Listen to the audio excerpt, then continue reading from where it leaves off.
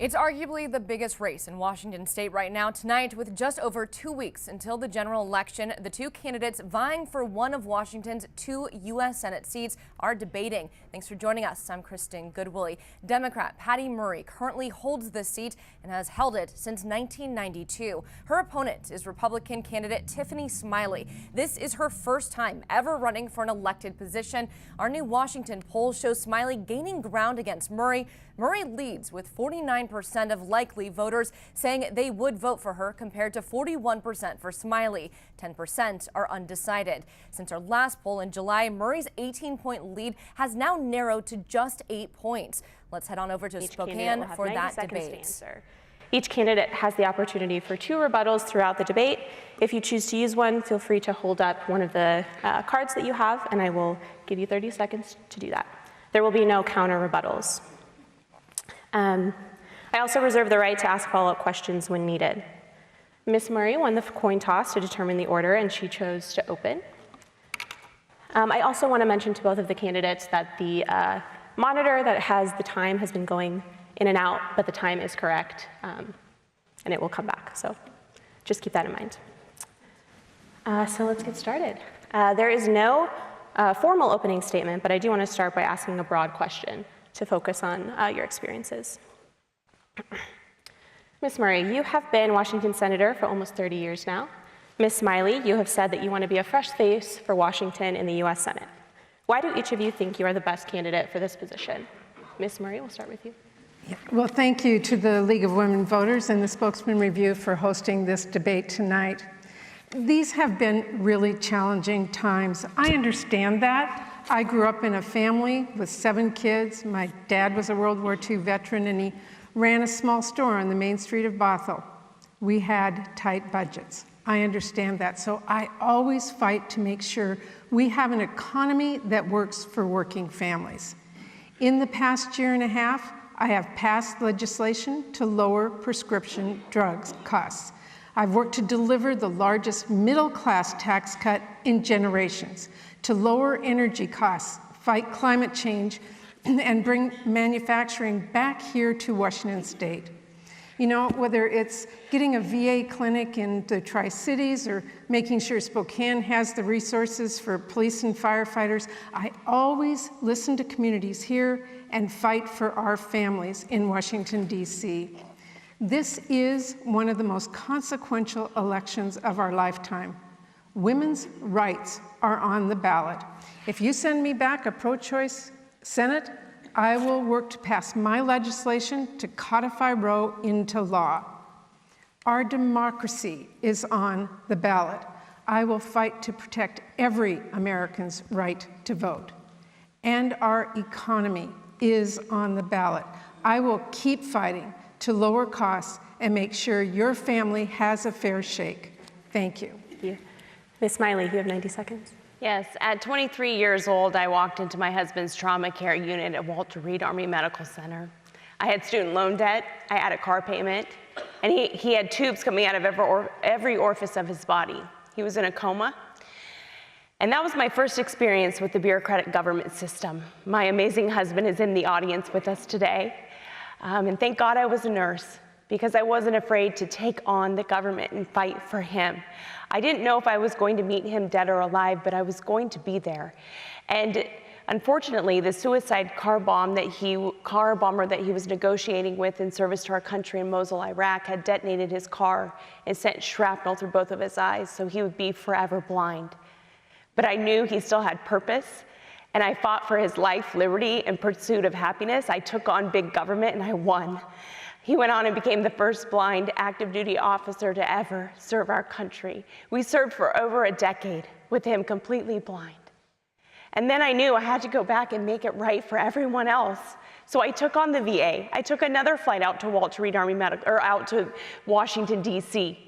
And I took on the VA, and we passed meaningful reform for veterans that was so needed. So for me, it was truly in that fight that I knew we have so much more to fight for. I have a record of taking on big government and winning. My opponent doesn't. She works for Washington, D.C. She is the image of big government. Washington State deserves better. Thank you. Ms. Smiley, we'll start with you for this one. Congress has tried and failed to pass comprehensive immigration reform for decades. Would you support a bill that increases border security as well as provides a legal pathway to citizenship for unauthorized immigrants? Why or why not? Absolutely. You know, this is such an important issue for Washington State because we know that China is pumping the components of fentanyl across our southern border. It's in Washington State. It's not just in our homeless encampments that I have visited and spent time in, but it's also in our schools.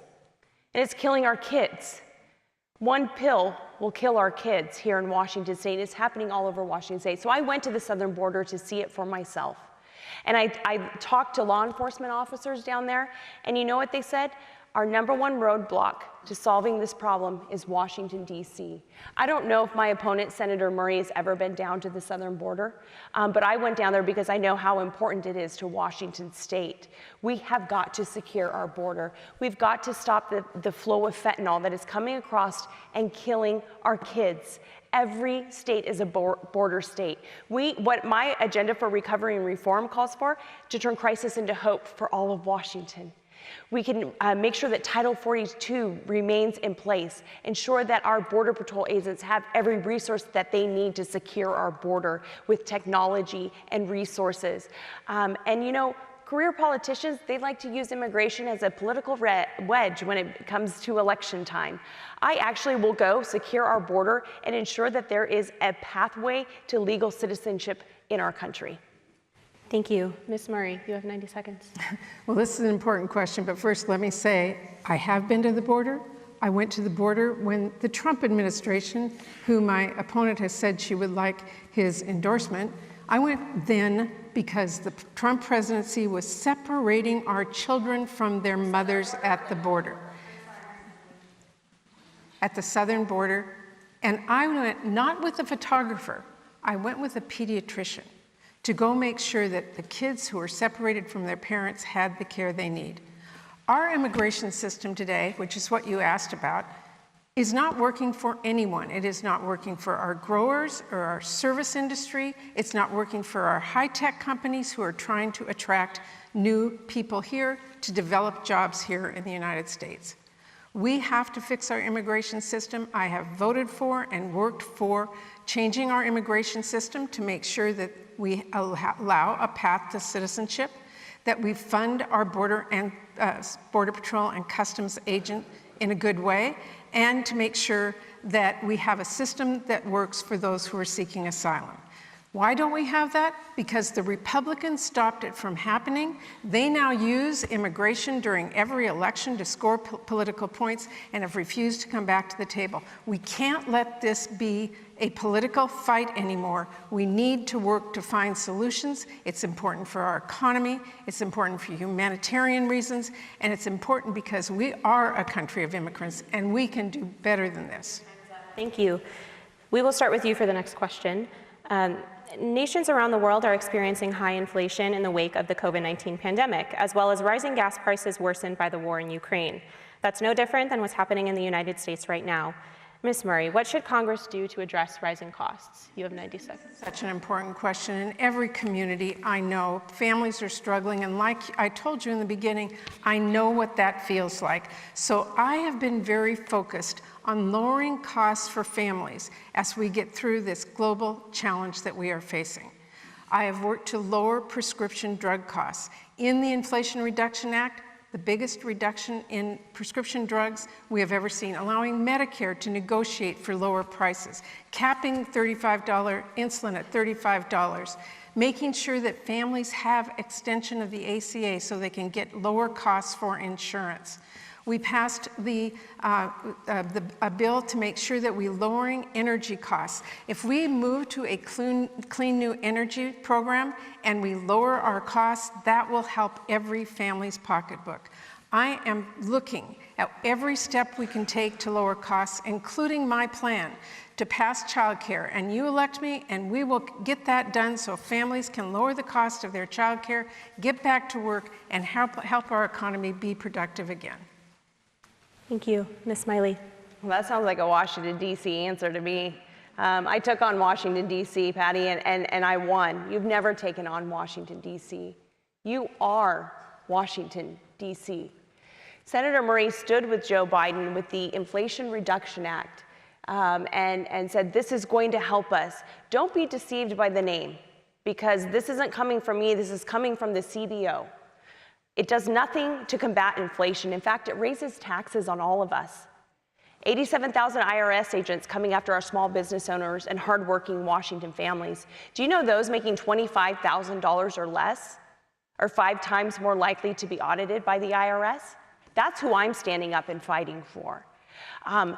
Also in that, I think it's important that Washington families know Senator Murray was the deciding vote on the excise tax on natural gas. So there has to be a way to pay for all of this. So you will see your energy costs go up. She stood by Joe Biden with the American Rescue Plan and said, we are in a better place now. In every room I've been into in Washington State, I've been in all 39 counties. I've listened to thousands of voters across Washington State. I ask, are you in a better place? They say, no, we are worse. Senator Murray allowed $1 billion to go to criminals like Larry Nassar and the Boston bomber. That's not good use of taxpayers' money. I will be a steward of that. I will ensure that we reduce the spending. We rein in the out-of-control spending. I certainly will make sure that 87,000 IRS agents do not come after you, and I will permanently extend the 2017 tax cuts for the middle class and get our economy on the right track. Time is up. We will start with you for the next question, Ms. Smiley. After the Supreme Court overturned Roe v. Wade earlier this year, both parties have talked about crafting a nationwide abortion law, whether that be to restrict access or expand access to abortion. What would you want or not want to see in federal abortion legislation? Yes, I've been clear, I am personally pro-life. I think there's good people on both sides of this issue, and we need to be able to come into the center of this and acknowledge it. I've been clear from the very beginning, I oppose a federal abortion ban. That's long before the unprecedented leak from the Supreme Court. The Supreme Court's decision gave the power to the people, and that's where I believe it belongs. I respect the will of the voters here in Washington State. So what I will do is ensure that women have access to health care, that they have access and affordable access to contraception and childcare. Unlike Senator Murray, who's been there for the last 30 years, I'll go get that done for women. And when women are in a time of crisis, I want to ensure that they have every resource that they need, should they choose to keep their child, that they have every resource, that it's not a ticket to poverty or a lack of education. You know, there's one extreme on this issue, and it's Senator Murray, because if she had it her way, she would change the will of the voters of Washington State. Her record represents it. It would be taxpayer-funded, abortion on demand, all the way up to the point of birth. And the question we should all ask Senator Murray is, do you believe in any legal limitations to abortion? And again, don't take it from me that the most recent Newsweek article that was out yesterday, Senator Murray has no right to lecture me or any women in this room or in this state or country for that matter on how we should be treated, or any of us. Patty told her national security advisor that her luck had run out for having 2 children within 2 years, and she fired her. Senator Murray? Thank you, Ms. Smiley. Your time is up. Thank you. Ms. Murray? There is a huge difference between me and my opponent on this issue. I believe that every woman should be able to make her own health care choices about her own family, working with her doctor, her faith, and her own needs. This should not be decided by politicians. You just heard my opponent say politicians should decide. I do not agree with that at all. We should not be in a room with people when they are making medical decisions. Now, I hear my opponent over there saying, I'm 100% pro-life, don't worry. I gotta tell you, I was in the Senate. I saw Supreme Court nominees come in front of us and say to us, I'm pro-life, don't worry, and look what happened. They overturned 50 years of precedent and put this country and women's lives in chaos. We have women coming here to Washington State because they can't get reproductive care where they live. We have providers right here in Spokane who live in Idaho and are worried about the work that they do every day to save lives and help women. They will be arrested when they go home. We have trackers who are following women in this country using their phone apps to make sure that they know where they went, and when they come home, threaten them with arrest. This cannot be. If you elect me, I will pass my legislation to codify Roe into law and put precedent back in place in this country and protect women's right to choose. You want to use one of your rebuttals? Sorry, yes, You have to 30 clarify, seconds. you agree politicians should decide this. I said I believe that the people should, and I respect the will of the voters here in Washington State. You can use one. Let me make it very clear. What she just said is out of the Supreme Court's hand. That was a constitutional right that we had under 50 years of precedent. What she said is politicians in state legislatures could now decide. Politicians in a room with a woman and her family and her faith and her doctor making that decision. And you would like the taxpayer as well. Ms. Smiley, your time is up. Thank you. So you both have used one rebuttal. You have one more to use throughout the rest of the debate. I do want to ask a follow-up on abortion. You will each have 30 seconds to answer this. Ms. Murray, to start with you, would you favor creating an exception to the filibuster rules to approve abortion rights nationwide? I do believe that the rules of the Senate should allow us, when we are making a decision about constitutional rights, whether it's a woman's right to choose or voters' rights to make sure their vote is heard at the polls, and that's the voting rights law. These are rights that America hold near and dear, and I do not think that the rules of the Senate should preclude us from codifying them into law. Thank you. Ms. Smiley, you have 30 seconds. Yeah, so again, Senator Murray made it clear that she wants politicians to decide this. I believe and respect the will of the voters here in Washington State, and if anyone should change this, it should be Washington State voters. What I can do is add and ensure that women have every resource, access to care and child care. I just met with a young mother, a single mom from University of Washington, and she said child care is so hard to come by. I said, I understand, I know what that's like. So we will go get that done, but the filibuster is a long-held rule that in the Senate that balances the power and is good for our country. Thank you, Ms. Smiley. I do want to move on because we have a lot of other topics that we want to discuss. Ms. Smiley, to start with you, there has been long-running controversy over the Snake River dams here in Washington. Several Northwest tribes say that they are contributing to declining salmon populations, but the dams do provide economic benefits to the region. As a senator, how would you balance these competing interests in conversations about the dams, and are there any circumstances in which you would support breaching them? So growing up on a farm, I understand, the unique and truly what farmers do for our economy here in Washington State. We're the third largest ag and food producers in the country.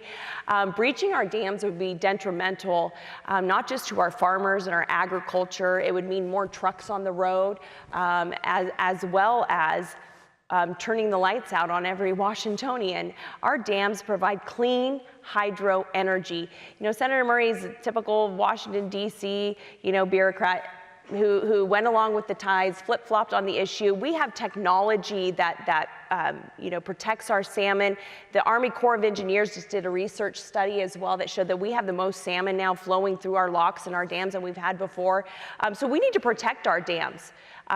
Senator Murray wanted to breach them with no plan to replace that energy at a time when we are heading into a recession with energy costs going up. Our dams are essential to our economy, to our farmers, and to our families all over Washington State. Thank you. Ms. Murray. It's really important to know that salmon is part of our economy, it's part of our culture, and it's part of our tribal obligations. We have a responsibility to solve the declining salmon populations. I have worked very hard at the federal level for us here in the Pacific Northwest to make sure we have the resources to do what we can do. Every year I fight for the Pacific Coastal Salmon Recovery Fund that allows us to restore our ecosystems. In the bipartisan infrastructure law, we fought to make sure we had the funds to fix the culverts that often preclude salmon from going back upstream and spawning. And we now are starting to rebuild those. That's a critical part of this. We are working to make sure we're doing everything we can to save our salmon. Now, there was and is a question about whether we should remove some dams. I talked to stakeholders from every part of our state, from utilities to tribes to users of the river, including transportation, and we do not have in place today the resources we need for both resiliency, for energy, or for infrastructure to be able to take those dams down now. But we do have an obligation to make a plan to do everything we can to replace our energy, to replace our infrastructure, so that if in the future that decision is the one thing that will save our salmon, we are ready to do that. We are not today, but I am working hard to make sure we save our salmon in the Pacific Northwest. Thank you. We will start with you, Ms. Murray, for this next question. In recent months, the January 6th committee made its case with testimony of dozens of Republicans, Trump aides, and administration officials that former President Trump was personally responsible for the January 6th riot. How do you feel about the findings of the committee, and how much responsibility do you attribute to Trump? I was in the Capitol on January 6th. I was stuck in my office. I didn't get to run out of the Senate like Josh Hawley did. I was locked in a room with insurrectionists pounding on my door. I heard what they said. I heard what their goal was. It was to take over a peaceful transfer of power using brute force. I will not ever forget that day. I walked away from a terrifically horrible situation and realized for the first time in my life that our democracy doesn't happen just because you think it's there. Our democracy is something you have to fight for. We can never allow brute force to take over our votes or our voices. I will fight every day to make sure that we never allow those people who continue the big lie, including my opponent on her website before she changed it in July, to question that election, because that sows mistrust in our country for our democracy. It is critical that we hold everyone accountable and never allow our democracy to be taken away. We have to fight for it. I'm going to fight for it. And I want our country to know that this is a critical issue in this election. Thank you, Ms. Smiley. Yeah, I don't know who gave you that talking point, Senator Murray, but I have my agenda for political recovery and reform to turn crisis into hope, and I address this issue because our elections are important to the people all over this country. And in fact, you questioned the 2004 presidential election as well. So I think this is on both sides of the aisle. And to be clear and to the point, you know, we watched January 6th, and I had to describe to my husband, who lost his eyesight serving our country, what was unfolding. It was heartbreaking for us. And those who broke the law should be held to the full extent of our judicial system and our law. But I want to be clear on this. My husband lost his eyesight fighting for our country. He's here in this debate listening to us. He lost his eyesight fighting for democracy, and our family lives with that sacrifice every single day. It's certainly why I'm in this fight as well. And so I want to ask, you know, do you believe that me and my family are a threat to democracy, Senator Murray? Because tell everyone here today, either that or disavow your campaign's dangerous rhetoric that has spent millions of dollars to attack and paint me as someone I am not. That's what's on the ballot this November. I am here to unify, to bring us together, to serve this country. This is not about politics. This is about the United States of America. Thank you. I do want to ask a follow-up on this topic that I don't know that either of you have necessarily addressed yet. We'll start with you, Ms. Murray. What do you say to Washington residents and your constituents who believe that the 2020 election was not valid? You'll have 30 seconds. I will say, first to my opponent, no one questions her belief in our democracy or her husband's fight for our country, ever. But do not conflate that with misconstruing about the intent of insurrectionists who were using their brute force to overtake the peaceful transfer of power. Using our votes and our voices is what a democracy is about. All of you here tonight are participating in your democracy by being here, but we cannot allow brute force. Ms. Smiley, you'll have 30 seconds. What do you say to voters who say that the 2020 election was not valid? I say, use your voices and vote. I mean, we have to move forward as a country. And again, Senator Murray's dangerous rhetoric that she spent millions of dollars behind all over this state is further dividing us. So we need to vote, we need to come together and know that we live in the greatest country in the world. We are the shining beacon on a hill. We can move forward, and we will move forward. But you know, Patty Murray just goes along with Washington, D.C. I'm here to fight for Washington State. Thank you. We'll start with you, Ms. Smiley, for this on another topic. We are now almost 8 months into the war on Ukraine, and Congress, on a bipartisan basis, has continued to give funding and support to the country. Would you continue to support the amount of U.S. military support and aid currently given to Ukraine, especially in light of Putin's recent threats of nuclear war? You'll have 90 seconds. Look, we should never even be in this place in the beginning. Senator Murray and Joe Biden have shown extreme weakness on the world stage. Our failed departure in Afghanistan emboldened the evils of this world, emboldened Putin to take action. And we should have stepped up right then and been tough on Putin immediately. But Senator Murray 2 times didn't want to sanction the Nord Stream pipeline because she would rather line her pockets with their lobbyists than stand up and do what's right for Washington State and this country. So overall, we should not even be in this position, but we are. And we need to ensure that Ukraine has everything they need. They know how to fight. And we need diplomacy. We need to show strength on the world stage. We need diplomacy, and we need it now. Putin is working with Iran, and I haven't heard Senator Murray at all denounce what's happening in Iran. Back away from the Iran nuclear deal and stand with the women and freedom in Iran.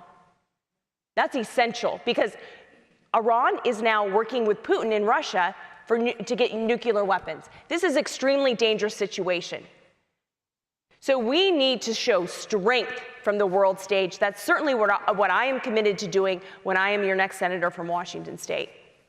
Thank you. Ms. Murray. Putin's invasion of Ukraine was outrageous. We just talked about democracies. We have a responsibility to stand up and fight for those countries who are fighting for their democracy with our global allies. President Biden was right to go to our NATO allies and to our friends in Europe to unite, to go in and support Ukraine in their fight, their brave fight for their democracy. I was proud and am proud to support their fight with our US dollars. We do have to be careful not to get in a conflict directly between the United States and Russia, and that's why it's important that we use diplomacy and bring our partners together. We do have to condemn those countries that are dangerous, and I do every day, Tiffany, obviously. But I will say that it is important for us to stand up and fight for our democracies around the world. Ukraine is one. I'm proud that we are working with our NATO allies and our European friends to show a united front that we will fight back against Putin. Thank you. Ms. Murray, the cleanup of the Hanford nuclear site has been going on for decades. Federal funds for the cleanup have focused more on building a plant to turn radioactive and chemical waste into glass, but not necessarily at addressing leaking tanks. Do you agree with this approach, and if so, why? Cleaning up the Hanford nuclear reservation is one of the things I do for the Pacific Northwest every single day in my role on the Appropriations Committee and as your United States Senator. We have a moral and a legal obligation to clean up the Hanford nuclear site. Our first obligation is to protect those workers who are there day in and day out in dangerous conditions, making sure they have the training and the support and the gear they need to be safe in cleaning up that site. We are making great progress in Hanford. I've had to fight Republican administrations, I've had to fight Democratic administrations to make sure we get the resources we need to clean up that nuclear site. Glassification is happening. It has taken us a long time to get there. It's expensive. It will be expensive for a long time to go. We also need to clean up the tanks that are leaking into the Columbia River. This is one of the most important tasks I do every day as your United States Senator, to fight to make sure Washington State has the resources to clean up Hanford Nuclear Reservation, protect our workers, and keep our moral and legal obligation to this site. Thank you. Ms. Smiley. Yes, I believe that we do have an obligation to clean up Hanford. Let's do it in an efficient way. Let's maximize the dollars that are spent there, not drag our feet on it. I believe that those workers need to be protected, and I will fight for them. I'm here for them. That is clear. It's interesting. My opponent, you know, she'll go fight for the government. We need someone who will go fight for the people as well.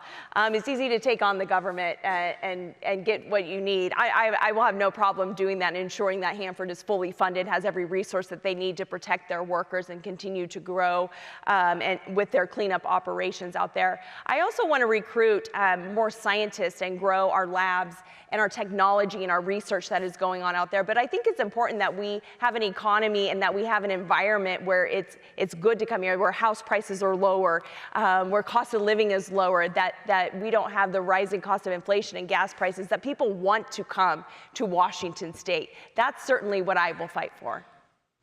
Thank you. Ms. Smiley, recent polls have shown that Americans are worried about crime rates. How should Congress address crime across the nation when most funding and reforms for law enforcement is decided at a local level? It's also decided at the federal level as well. We have a crime crisis in Washington State. It doesn't matter if you live in Spokane or you live you know, in Asotin County or you're up in the San Juan Islands. I've been everywhere. And crime is on the rise everywhere. My opponent, Senator Murray, you know, June of 2020, she went on the Senate floor and she called for funds to be diverted from our police force. And then she disappeared and she went into hiding. And what I've heard all over Washington State is, in fact, we didn't hear from her until she came out attacking you directly, Tiffany, in June. Our cities are being destroyed by crime. Our police are not being supported. In addition to the crime, we have fentanyl all over our streets. I went to a homeless encampment to help clean it up and understand what their barriers to help were. We're allowing a humanitarian crisis to unfold right before our eyes. We're allowing people to poison themselves to death, and we do nothing. Just go along with DC and do nothing. What I will do in my agenda for recovery and reform is ensure that our police officers have access to federal grants for $5,000 retention and recruiting bonuses. I will work closely with prosecutors, especially Seattle City Attorney Ann Davison, to make sure that we prosecute repeat offenders. There are things we can do. We can ensure that Title 42 is never lifted until we have a plan for a secure border. These are things that play into crime. And crime's out of control. Patty Murray's to blame. You can look at her record by going to pattyversuspublicsafety.com. Your time is up. Thank you. Ms. Murray, you have 90 seconds. We just heard a whole slew of things that I'd love to take time to rebut, but let me just say this. Crime is an issue that everyone needs to address at the local, at the state, and at the federal level.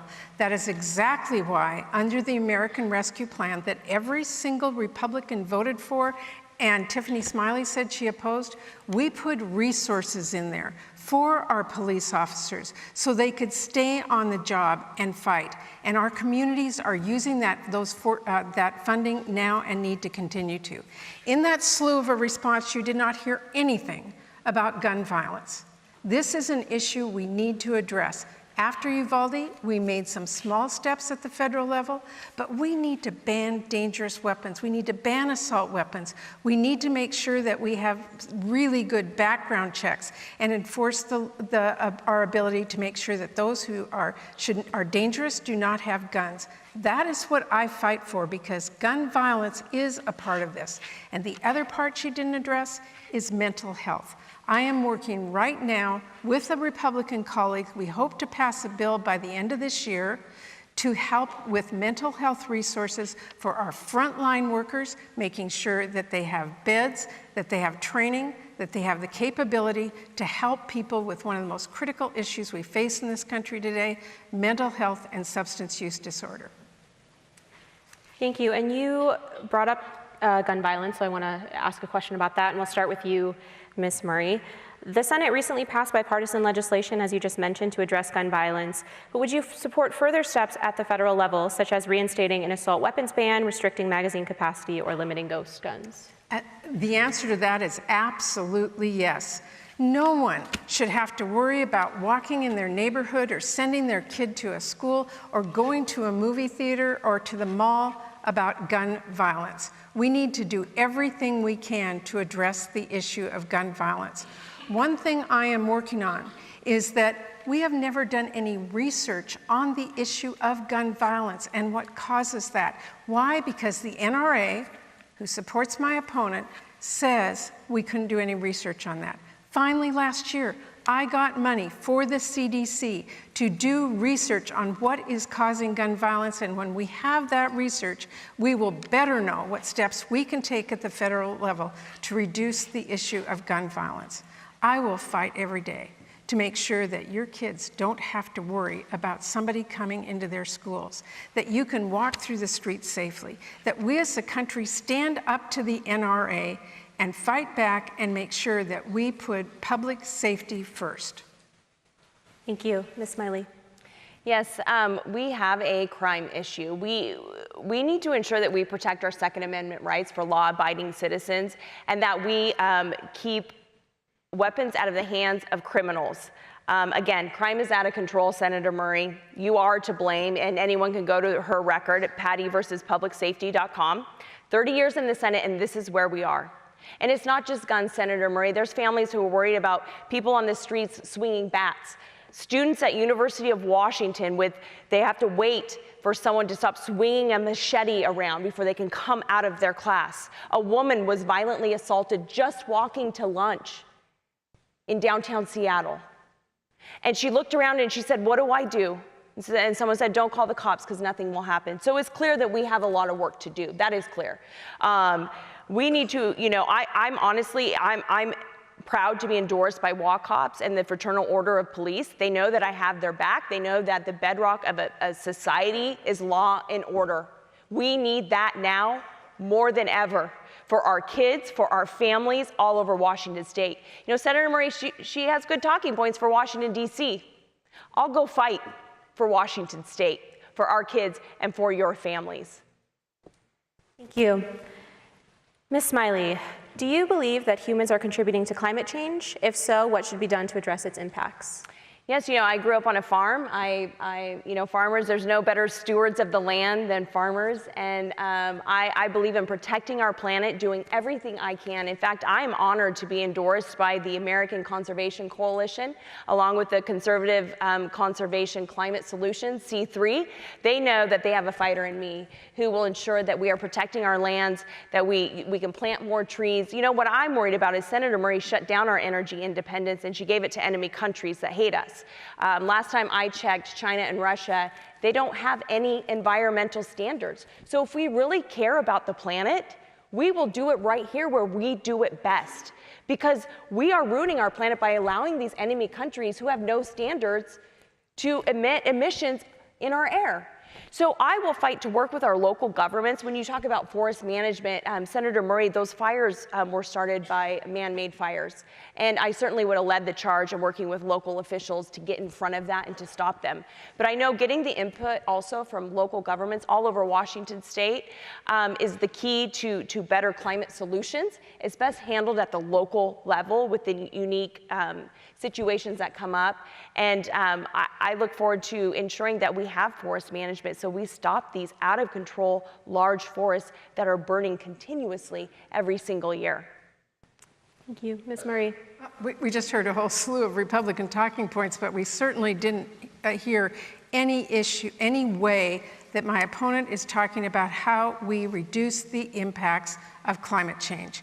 This is having an impact all across our country. Here in Washington State, we are seeing the impacts of drought and extreme heat that keeps the fires that start, the wildfires that start, from being able to easily be put out and to last longer. And we all see the health effects of that smoke in the air that we have been breathing for far too long. It's causing asthma, it's causing health effects of many people. But we also have an economic impact here. We are losing some of our critical industries, like our shellfish industry, because of the impacts of climate change.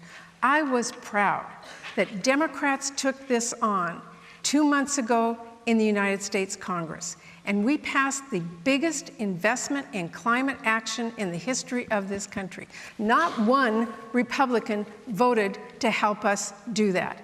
We voted for climate change investments because it is the right thing to do to move to a new clean energy economy, where we begin to develop that new energy technique and begin to sell it globally instead of having to buy oil and gas from other countries.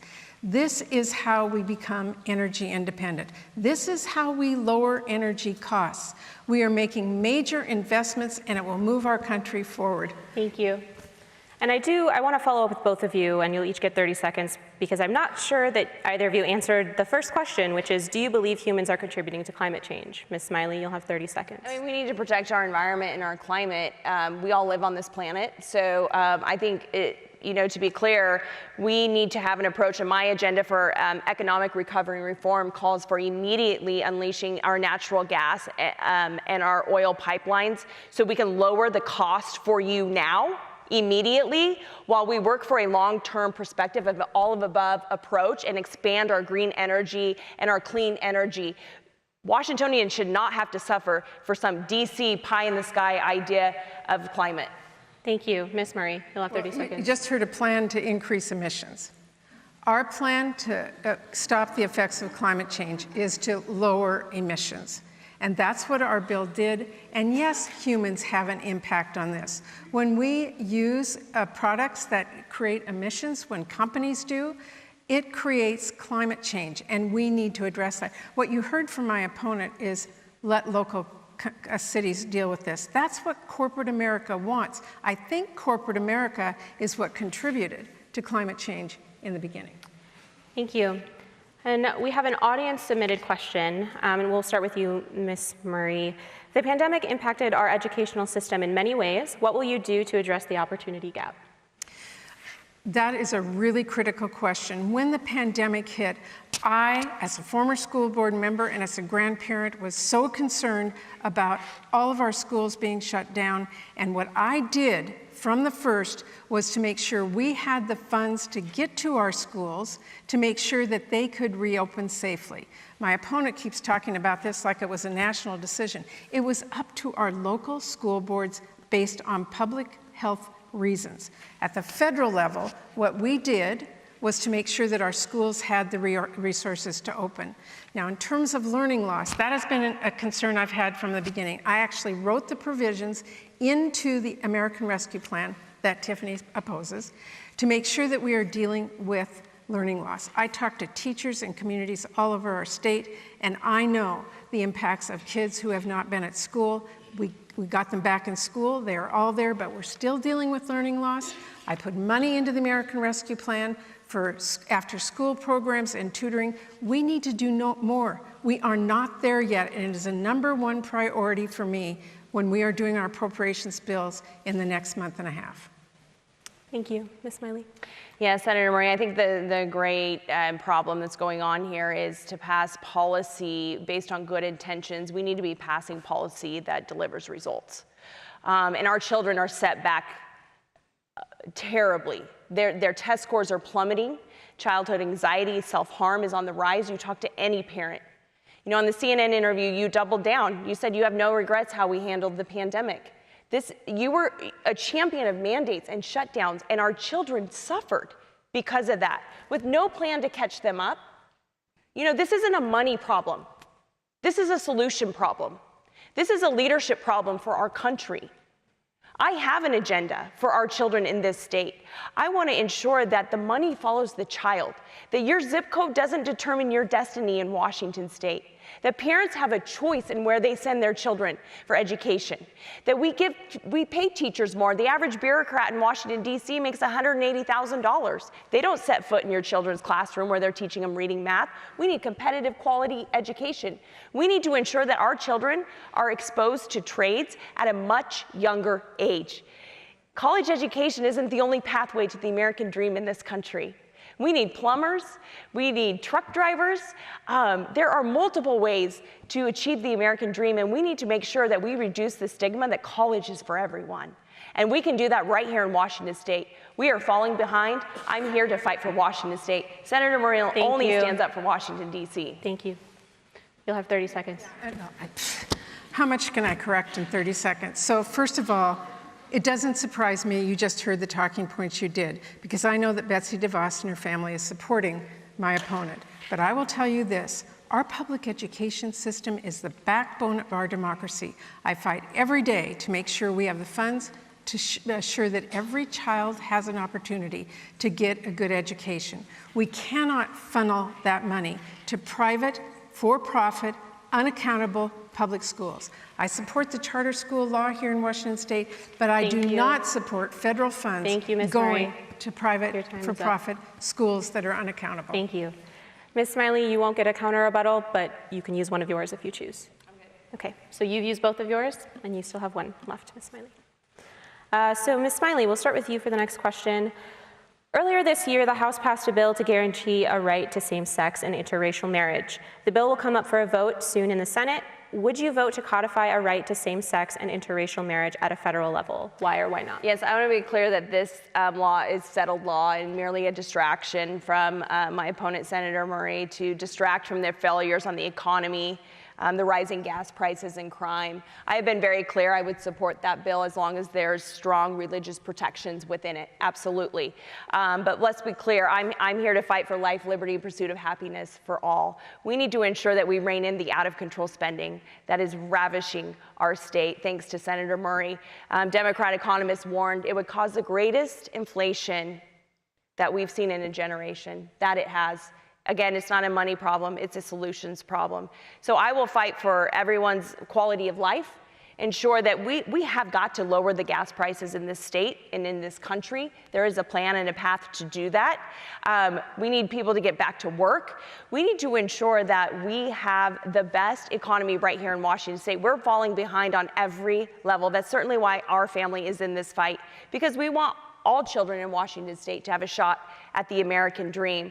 So yes, I would support that bill as long as there are strong religious protections in it. Thank you, Ms. Murray. I feel like I'm listening to Mitch McConnell on the Senate floor, so let me take a breath. The question was whether we would support codifying same-sex marriages into law, and I absolutely do. End of statement. But what I will tell you this is that the reason we need to do that is because the Supreme Court overturned Roe v. Wade using the privacy exemption. And that puts in danger, as Clarence Thomas himself told us, the right for people in this country to have same-sex marriages. So yes, we do need to codify it into law. Thank you. Ms. Murray, in 2018, the Senate passed the Mission Act, which, among other things, made it easier for veterans to get care outside of the VA system. Critics say that it is heading down a path toward privatizing the VA. You voted for the bill at the time, along with most of your colleagues. Was that the right decision, and what should the VA look like in 10 years to better serve the next generation of veterans? This is such an important question. I fight every day for our veterans. I told you my dad was a World War II veteran. My mom had to take care of him when we were growing up. He got MS and he lost his job. So I know what our veterans' families go through. When I came to the United States Senate, there had never been a woman on the Veterans Committee before. I signed up for that committee to fight for the men and women we serve, and I am proud of my record, making sure that we are doing everything we can to fund our veterans services, making sure, I passed the Vow to Hire Heroes Act to make sure that when our veterans come home, they have access to good jobs and the training that they need. I have passed the care legislation to make sure we're taking care of our caregivers. I have passed legislation to make sure the PACT Act, which we just passed over Mitch McConnell's objections, to make sure that veterans who are exposed to toxics get the care that they come home. I just talked to a gentleman here today whose son will now be covered. And yes, I do think we have to look at how we fund privatization of our veteran services, because our veterans deserve the care that we promised them when they went to fight for us. Privatizing it is causing us a lot of problems, overcharging, long lines, the inability to get the kind of care that they know they can get at a VA. And so I want to make sure that we fund it as we promised our veterans when they went to fight for us. They will get the care they deserve when they come home. Thank you. Ms. Smiley. Well, I just wonder what insurance you have, Senator Murray. Because our family certainly went through the process of the VA that you've been in charge of for the last 30 years, oversight. And it was a system that wasn't ready for our veterans. That's certainly why I am in this fight. It's a bureaucratic government system that throws red tape in front of our heroes who deserve that care that they earned. The PACT Act is great, and I absolutely would have voted for it 100%, but why did it take 30 years? Our veterans deserve the best that this country has in front of us. And I certainly will put veterans at the top of my list. You know, in 2013, you voted for cutting pensions for working age veterans. That's not okay. So veterans need a leader and a fighter who will go cut through the red tape, who will cut through the government bureaucracy, who will make the government work for them and ensure that at the end user, that the customer, our American soldier, our veterans, gets everything that they earned. Our family, I had to take on big government and I won. That's what I will do for all of you if you send me to Washington, D.C. I will be honored to earn your vote. You know, Senator Murray, you're not the mom in tennis shoes anymore. It's been 30 years. You've become a career politician. You voted for inflation and crime and a VA system that doesn't work. Thank you. Ms. Smiley, I want to ask a healthcare question. Are you satisfied with what was in the Affordable Care Act? And if not, what would you want to see changed? Yes, I was working as a nurse when the Affordable Care Act came through. And as a nurse, it was hard because it was very clear that we wouldn't be getting any raises. Our bonuses were cut. And they asked us to see more patients in less time. And I don't think that's good health care. That doesn't lead to good outcomes for our people. And so I look forward, we need transparency, we need accountability, we need to lower costs. But at the same time, I think it's important to know that within the healthcare scope, we need to support our private practice doctors as well. We're losing more and more rural doctors out in the rural communities. They're having to go drive miles, sometimes days, to get the healthcare that they need. And so that's something certainly that I will fight for and ensure that you know, women, families in Washington State have affordable access to healthcare, that there is transparency and consistency within our healthcare system. Thank you. Ms. Murray. What you just heard was my opponent tell you that she would be willing to repeal the ACA. Mitch McConnell 70 times has come to the floor of the United States Senate to repeal the ACA. Remember what the ACA did?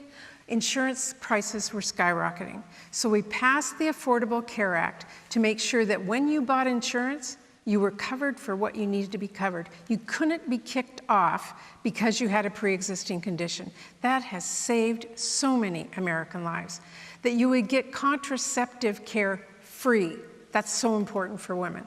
That you could keep your kids on your insurance up to the age of 26. That has made a huge difference for so many families as they transfer out of K-12 and into a world where they don't have the resources to buy insurance at the cost that they were at. And to make sure that we are subsidizing healthcare so we lower the price of health insurance for everyone. In the bill that we just passed, we made sure that we extended those ACA subsidies. And that means right now we are all not going to see huge increases in insurance costs. That's what Ms. Smiley just said she would not support. Thank you. Ms. Smiley, would you like to use? You have one more rebuttal. Right now. Okay. Ms. Murray, we will start with you for this question, and this is another audience-submitted question. Congress continues to use deficit spending and budgeting while some programs like Medicare and Social Security are heading toward insolvency. What should be done about that? Well, first of all, the most important thing you should know is in the Inflation Reduction Act, which Tiffany has said she would not support, we just helped Medicare in a great way. We passed legislation that I've been fighting for so long for you to make sure that Medicare negotiates prescription drug prices with the force of the federal government to lower costs of prescription drugs for all families. Now, that is an important step. And we made sure that those on Medicare would cap the price of insulin at $35 a month. I tried to make that for all Americans, but the Republicans would not give us one vote for that. And we capped out-of-pocket costs at $2,000 a month. That will assure that Medicare works for our families as they deserve. And on the issue of Social Security and Medicare, those are extremely important programs in our country. I will work to strengthen them. I have, and I will continue to make sure that when you work in this country and retire, you have the support you need. In fact, right now, I'm working on legislation to strengthen Social Security. The laws were really written decades ago when women were not in the workforce. So we need to revise them to make sure they work for women today as well. That's what I'm working on for all of you, because I've come home and heard from you that these are programs that have really meaningful impact on families, and I am there to protect you. Thank you. Ms. Smiley. Yes, I want to be clear. I will not touch anyone's benefits who are receiving Social Security or about to receive Social Security. Career politicians use this as a wedge, and when it's time to vote, a wedge issue to scare seniors, and I think that's wrong. Absolutely wrong.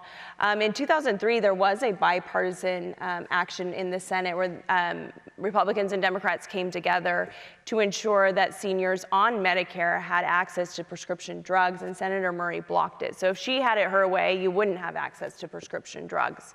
So I believe we need to sit down at the table and work across the aisle and get this solved so it's not an issue that comes around every election season to scare our seniors. We owe it to you to uphold it, to fix it, to get it right. And that's certainly what I will be committed to in the Senate. Thank you. And unfortunately, we have now come to our final question. And based on time, it looks like we'll each only have about 30 seconds to answer it. We don't have a closing statement, but hopefully it's broad enough that you can bring up anything else you wish to say.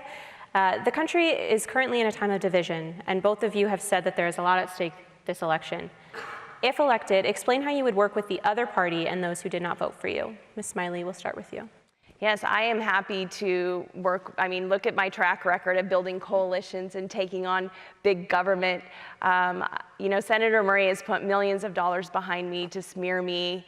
And she shows you the picture of me and Donald Trump, but she doesn't show you the picture of me and her, because that's who I am. I will work with anyone to deliver results. Senator Murray wants to scare you. I'm here to serve you. I'm here to ensure that we rebuild our reputation in Washington State, that people want to come here because it's the best place to get an education and work. I'd be honored to earn your vote. Thank you. Ms. Murray, you have 30 seconds. I am proud to work with anyone in the Senate who works for Washington State families with me.